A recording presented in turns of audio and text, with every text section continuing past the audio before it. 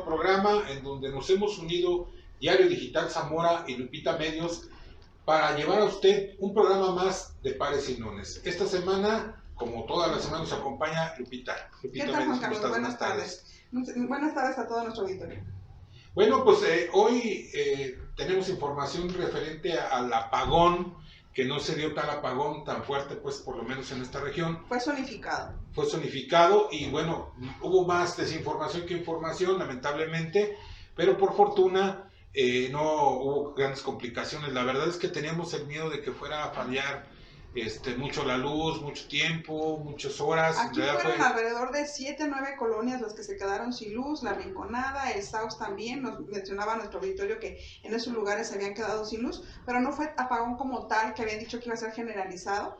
Muchos ya teníamos la velita, la lámpara, no fueron necesarios, pero sí hay que tomar precauciones. Sí, y sobre todo pues hay que cuidar la luz, ¿no? Si tiene usted un aparato que no está utilizando o conexiones pues que nos decían, como tú manejaste en la página, que hay que tener el cuidado de que hay que ahorrar energía para no provocar estos problemas, que al final de cuentas si son del lado de que mala administración, si es porque no nos quieren vender el gas, el combustible, pues digo, a final de cuentas, pues también tratemos de ahorrarla, ¿no? Incluso hasta para nuestra economía. Y es que muchas gasolineras sí se vieron afectadas con el apagón. Aquí en Zamora, una de ellas, la gasolinera de Chaparaco, estaba totalmente sin luz y duró lo que nos decían de 40 a 50 minutos. A una hora casi.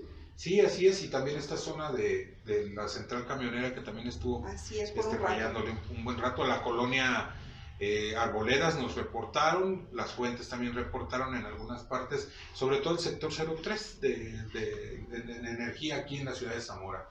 Pues Lupita, hoy es un programa atípico por cuestiones de salud. Yo me retiro un rato, Lupita se queda con el doctor Pavel, que hará una entrevista muy amplia con el doctor, y pues yo le agradezco el estar con nosotros, el seguir con nosotros, pero es cuestiones de medidas sanitarias, así es que Lupita, que es la conocedora y la que tiene la mayor información, nos hará el favor de hacer esa entrevista.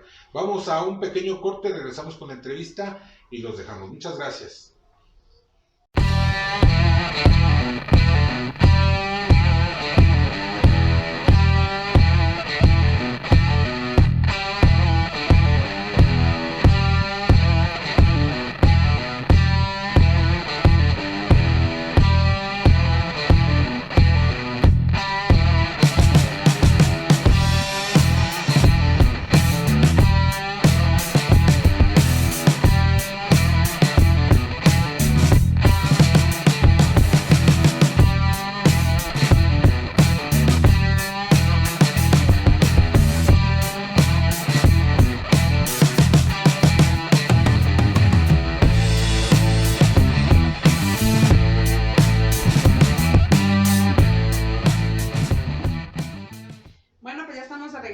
Tenemos hoy la visita del doctor Pavel García Morales, que es el jefe de la jurisdicción sanitaria número 2. Doctor, gracias por acompañarnos en esta tarde.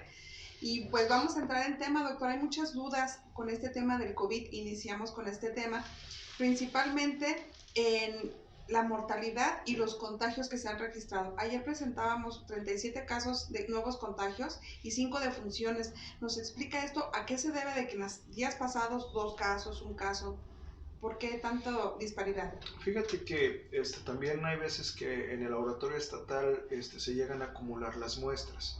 A veces las muestras no se procesan de manera inmediata, sino que se procesan conforme ya van llegando, hablando de las muestras específicamente de PCR. Recordando que en el laboratorio estatal se reciben las muestras de los 113 municipios del estado. Entonces, como tú comentabas, en semanas anteriores o en días anteriores no habíamos visto un incremento de casos en la jurisdicción. Ahora aparece como si fuera un acumulado.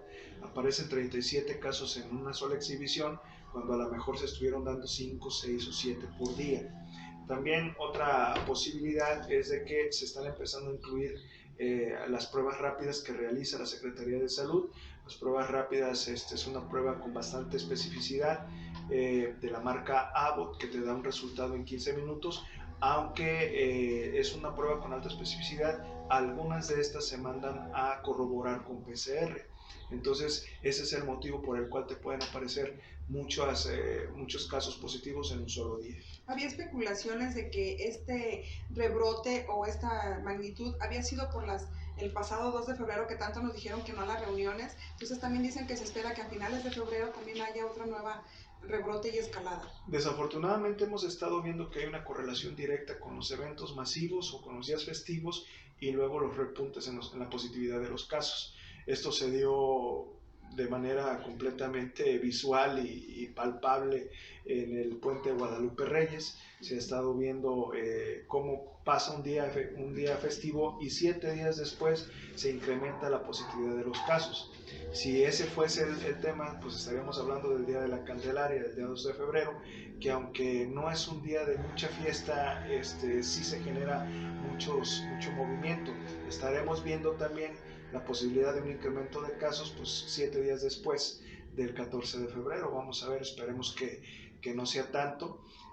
Hacer hincapié en que se ha visto por parte de los municipios y los ayuntamientos las medidas estrictas. Se han visto fines de semana, sábados o domingos prácticamente cerrados. La gente cada vez con más conciencia del uso del cubreboca y comentar que no traemos ahorita el cubreboca porque estamos en una sana distancia, sí, pero aquí traemos los propios. Entonces sigue siendo fundamental las medidas preventivas y yo considero, bueno, que sí es posible que se haya visto un incremento dado de casos debido a los días festivos. Entonces, para estar en el contexto, una vez que se está en contacto con una persona contagiada de COVID, ¿son 7 días posteriores a los que empieza uno con sintomatología? Es correcto. Regularmente el virus llega, se instala en el cuerpo, se empieza a reproducir y hasta que tiene una carga viral lo suficientemente alta como para producir una sintomatología.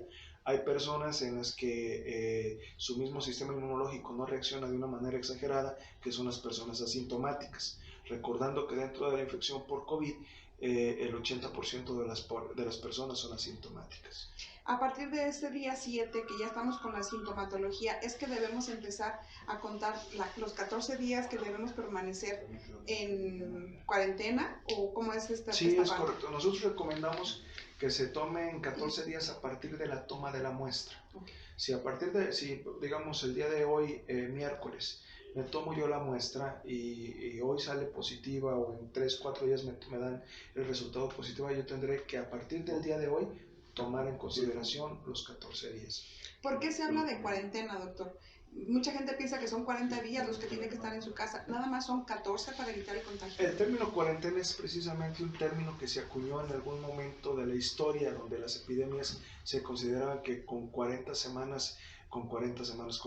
días era posible erradicar este tema. Entonces, ya después, conforme fue evolucionando el estudio sobre la epidemiología, pues te das cuenta de que no todo realiza así. El término cuarentena ya no hace referencia tanto a los días, sino a un estado en el que tienes que estar aislado, en el que te tienes que mantener distante del resto de la población, ¿no? Entonces, el término cuarentena ya no se enfoca tanto a los días, sino a la acción de aislarse. Ya tenemos el virus, doctor, ya estamos empezando a sentirnos mal. ¿Qué debemos hacer de manera inmediata? En el momento en el que yo presente los síntomas hay que acudir al médico para que se me realice el test. Llegas tú con el médico, te hace un cuestionario de síntomas y se marca un código biológico. El código biológico es cuando en ese test hay una puntuación alta de síntomas probables o relacionados con COVID. Se toma la muestra rápida de COVID y en ese momento, 15 minutos después, se te da el resultado y las indicaciones que ya todos conocemos. Muy bien. Vamos a un corte, regresamos con este mismo tema, doctor, para que despejen las dudas sobre qué cubrebocas es necesario usar y cuál no. Correcto. Regresamos en un momento.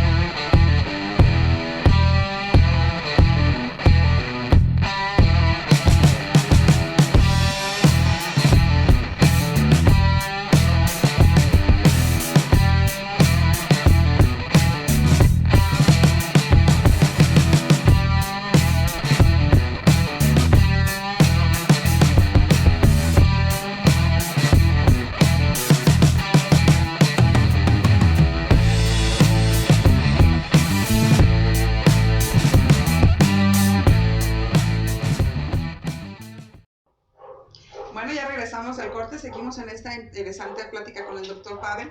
Doctor, que nos ayude a despejar algunas dudas sobre los diferentes tipos de cubrebocas, siendo el mismo KN95, hay de diferentes tipos. También existen unos con válvula, los de tela, los azules, los negros. Que nos diga cuál es la finalidad de usar el cubrebocas y para qué lo estamos usando.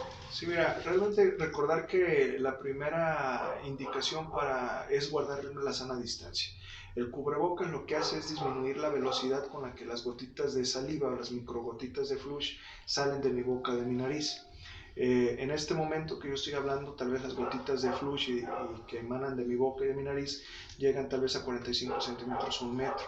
Poniéndome yo el cubrebocas son 15 centímetros a donde se envían estas partículas.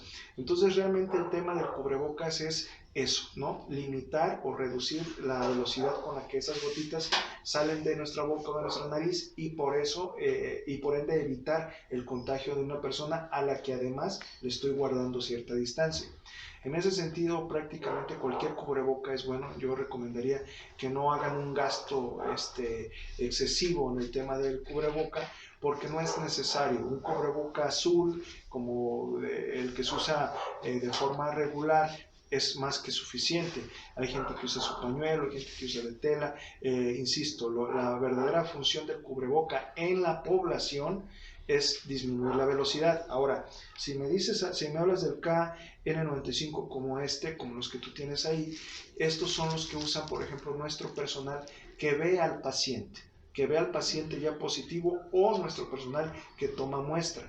Esto además de la careta como tú la tienes y un equipo completo. Entonces realmente no es necesario usar un cubreboca muy complejo, a no ser que tengas unas actividades directamente con el personal enfermo. La careta, los lentes en uso diario, los goggles en uso diario, ¿es permisible o no es necesario? Yo creo que en este momento de la pandemia ninguna medida está por demás. O sea, todas las medidas de prevención que puedan que puedan utilizarse y que estén a tu disposición, pues hay que utilizarlas. Si tienes la posibilidad de comprar la careta y de tener un buen cubrebocas, qué bueno, pero si no la tienes, también es útil tu cubrebocas, aunque sea económico. Es decir, la importancia es reducir la velocidad con la que las gotitas de flush salen de nuestra nariz y nuestra boca. ¿Qué pasa con las personas que están utilizando guantes todo el día para poder estar manipulando las cosas, para saludar?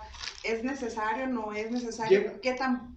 Llega un momento en el que si tú traes guantes te confías y estás haciendo todo. Entonces realmente la indicación, si ustedes recordarán, desde un principio fue el lavado efectivo de manos y el uso del gel antibacterial. Si tú estás usando el gel antibacterial de forma constante, pues no va a pasar mayor situación. Pero si yo traigo el guante y te saludo a ti de mano y luego saludo, entonces el guante se vuelve un fomite, se vuelve en vez, me protege a mí, pero contamino a todos los demás. Entonces la idea es no saludarse de mano primero, usar tu gel antibacterial y usar el jabón con un lavado efectivo de manos cada vez que sea posible.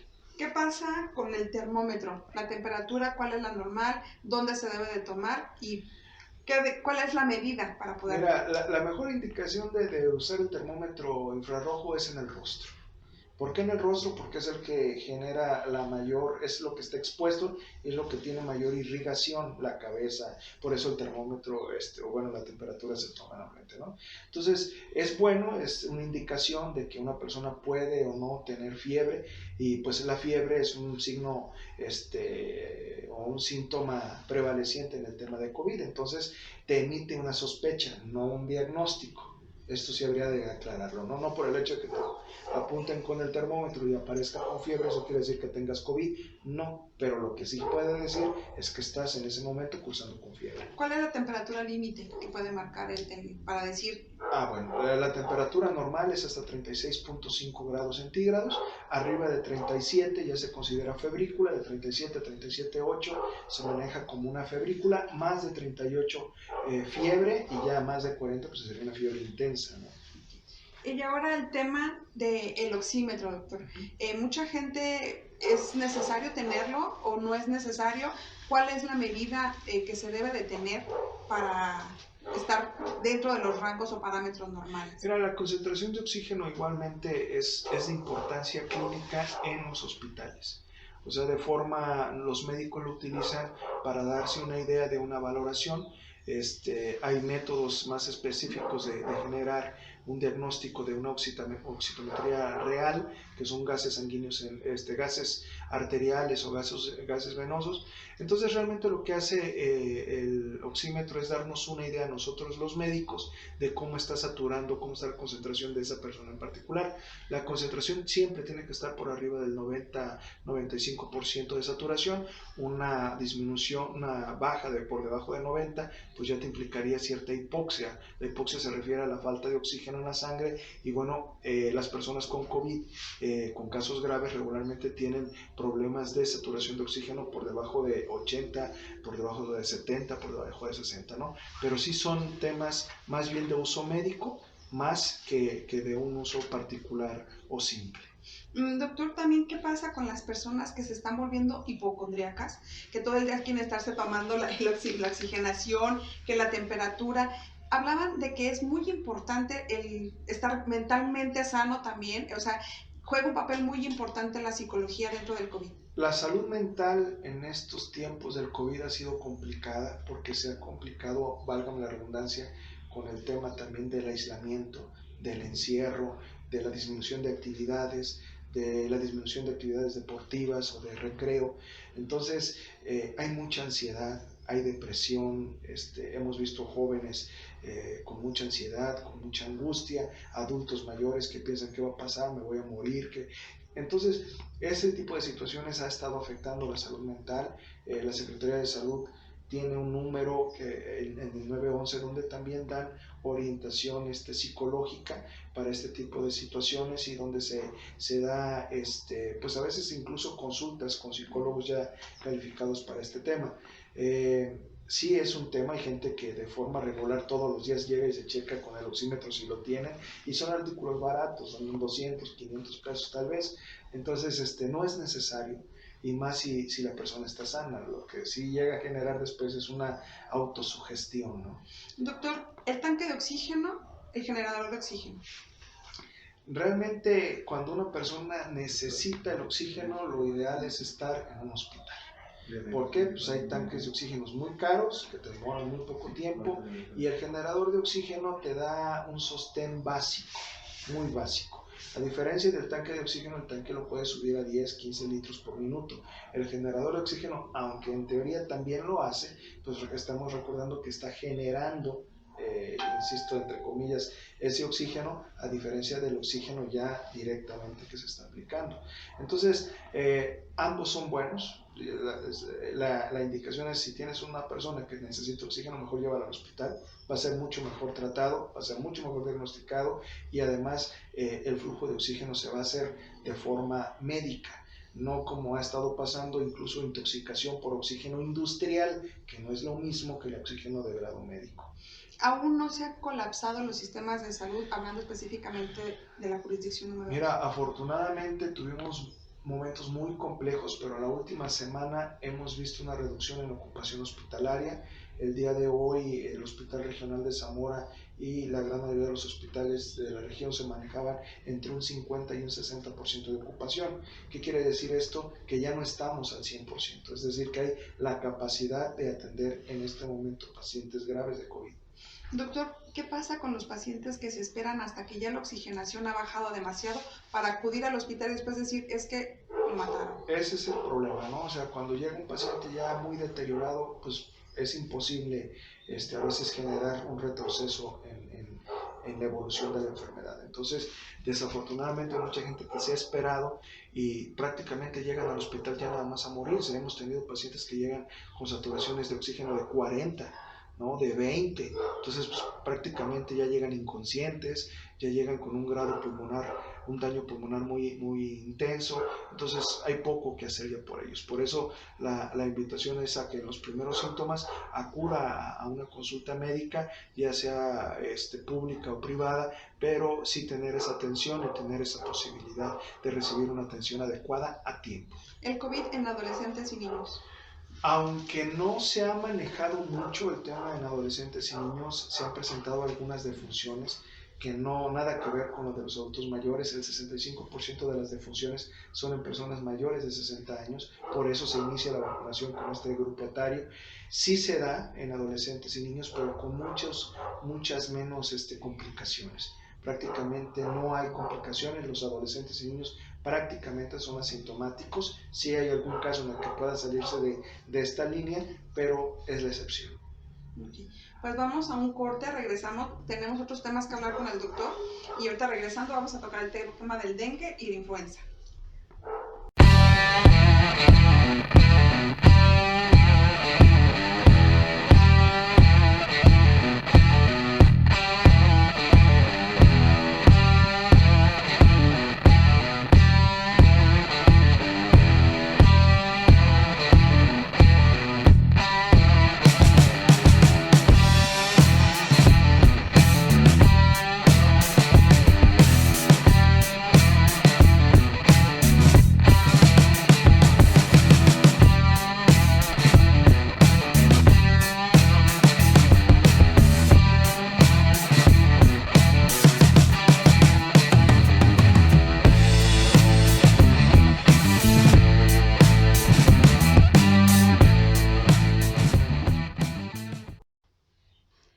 Pues ya estamos de regreso, seguimos en la entrevista con el doctor Pavel. Gracias, doctor, por estar con nosotros. Ahora vamos a tocar el tema, doctor, del dengue y posterior a que nos haga favor de decirnos también la vacuna de la influenza. Pero del dengue también existen muchas dudas, muchas confusiones con la sintomatología del COVID. ¿Qué es el dengue, cómo da y cuál es la sintomatología, doctor? El dengue es una enfermedad febril, una enfermedad que se da transmitida por un vector que es el mosquito Aedes aegypti. Es una enfermedad viral autolimitada en la gran mayoría de los casos. Esto se refiere a que así como entra, así sale. No hay un tratamiento específico para el tema de dengue. Todos los medicamentos son sintomáticos para eliminar la fiebre, para disminuir el dolor, para disminuir las molestias. A nosotros nos preocupa el tema de dengue porque es un tema epidemiológico, es decir, es una enfermedad que genera endemias y epidemias. En este caso, Zamora es una zona endémica de dengue. ¿A qué se refiere esto? Que el dengue ya es nativo de Zamora, ¿no? A partir del 2007-2008 que se da el primer brote de dengue, se vuelve Zamora, el mosquito hizo de Zamora su casa, su hábitat, y pues nada más está en que se presente el virus y el vector está presente. Entonces lo hemos visto el año pasado. 2020 fue un año complicado porque además de estar lidiando con la pandemia, tuvimos que lidiar con muchísimos casos formales e informales en el tema de dengue, pero lo que más nos preocupó fue la presencia de casos graves y es lo que se ha estado tratando ahora con los municipios, Zamora entre ellos. Tenemos 6 municipios prioritarios que es Zamora, Jacona, Zaguayo, Jiquilpan, Villamar, Pajacuarán e Ixtlán. Entonces, en ese contexto, Cojumatlán también. En ese contexto, eso se ha dado porque fueron donde se presentaron la mayor cantidad de casos. En el tema de dengue sigue siendo prioridad la eliminación de cacharros. Sin cacharros o sin criaderos no hay mosquitos, sin mosquitos no hay dengue, lo hemos dicho muchas veces. La sintomatología es una sintomatología muy parecida al tema de COVID, porque también es fiebre, porque también es dolor de cuerpo, porque también se pueden presentar algunos otros síntomas. Lo importante aquí es tratar en lo más posible de mantener mi patio limpio, mi casa limpia, mis depósitos de agua tapados para evitar tener vectores que me puedan en algún momento dar dengue. ¿Cómo nosotros nos enterábamos de que era dengue y no COVID, por ejemplo? Por cómo se comporta. El dengue afecta a todos parejo. Tú me comentabas hace un momento el tema de los adolescentes. El dengue es fuertísimo en niños como en adultos. Ahí no hace diferencias, en hombres como en mujeres, en gordos, flacos, en ricos y pobres, todo es parejo en el tema de dengue. Hay que cuidarse del dengue. Viene un año bastante complicado porque se agrega un serotipo que es el serotipo 3, diferente a los serotipos que se han manejado históricamente en Zamora, que era el 1 y el 2, y ahora tanto en Guerrero como en Jalisco aparece el serotipo 3. ¿Qué nos indica esto? La posibilidad de que se presenten más casos graves incluso que el año pasado. ¿La mortandad dentro del dengue? Hay muertes, lamentablemente tuvimos varias defunciones por muerte por dengue grave. Eso es precisamente lo que nos preocupa, ¿no? Porque desafortunadamente mucho del tratamiento del tema de dengue pues incluye la participación ciudadana. Y si no logramos que nuestra sociedad participe de forma muy activa, ya no activa, muy activa dentro de las campañas de descacharización, pues vamos a tener un panorama peor que el del año pasado. ¿Cuándo se convierte en dengue hemorrágico? El dengue, ya el término hemorrágico no existe, ahora se maneja dengue grave o dengue no grave. El dengue grave es cuando puede haber sangrado, puede haber incremento de las glándulas como el hígado, como el vaso, productoras de sangre, productores de tejido hemático, se empiezan a ver disminuciones en las plaquetas, tal disminución en las plaquetas que genera sangrado de encías, de conjuntivas, sangrado de nariz, etcétera, ¿no? Entonces, el dengue grave requiere hospitalización, requiere apoyo ventilatorio, requiere apoyo vital avanzado, por lo cual no puede ser tratado en casa o en un centro de salud. Una persona con dengue grave tiene que acudir forzosamente a un hospital. Hablaban, no sé si sea verdad, de una diferencia en el dolor de articulaciones con el dengue al COVID. Regularmente el dolor de articulaciones en el dengue es constante, siempre es un dolor de quebrantahuesos, decían antes que se siente uno como si le hubieran dado una paliza, ¿no? Con todas las articulaciones lastimadas, pero y el COVID pues puede ser diferente, como una gripa muy fuerte cuando son casos sintomáticos, ¿no? Okay. Por último, doctor, que nos hable de la vacuna de la influenza. ¿Se sigue aplicando? ¿Cómo va este tema? Prácticamente ya cerramos, ya concluimos con el tema de la vacunación antiinfluenza. Se sigue aplicando, hay biológico para quienes se lo quieran aplicar, y comentar pues que este año y el año pasado afortunadamente tuvimos poca incidencia de influenza, y eso se logra pues a través de la vacunación universal y constante. Pues creo que ha sido un programa muy nutrido, muy informado. Muchas gracias, doctor, por acompañarnos. No sé si tenga algún tema más que agregar. No, al contrario, agradecerte mucho a ti, saludar a tu auditorio, felicitarlos por este proyecto. Espero que les vaya muy bien y que nos sigan apoyando en la jurisdicción sanitaria a difundir estos mensajes que son tan importantes para la población.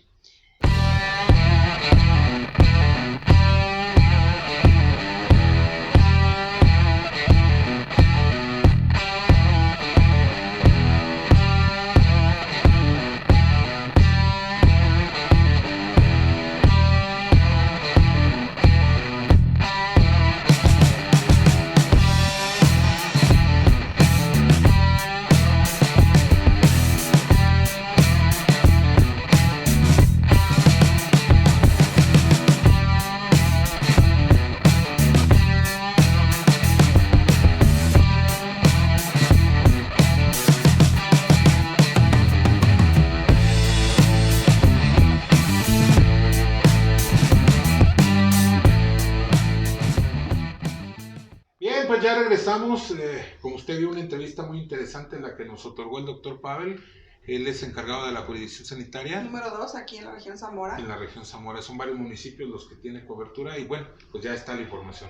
Pues le damos las gracias, Lupita, ya nos vamos. Así es, ya nos vamos. Fue un programa muy interesante. Esperamos que haya sido de su agrado y los invitamos a que nos sigan viendo, no sin antes agradecer a todos nuestros patrocinadores. Así es. Gofines. Y también está Towi, que es un restaurante de comida oriental, también para que lo visiten. Tenemos a Red Max, con su internet más rápido y veloz en la ciudad y en la región. Y a Impreso San Agustín, que también nos ha apoyado y que a través de su línea telefónica usted puede contactarlo para los servicios que ellos ofrecen. Está también Persa Maya Sombra, también ahora que ya se viene el tiempo de calor, pues para que aprovechen y pongan su techito y ya sea proteger el carro, el jardín o simplemente para que nos dé sombra. Así es. Pues muchas gracias, ya nos vamos, los esperamos la próxima semana en una emisión más, como todos los viernes, de Pares y Dones. Y vamos con el ya tan famoso y esperado Don Tana Margo.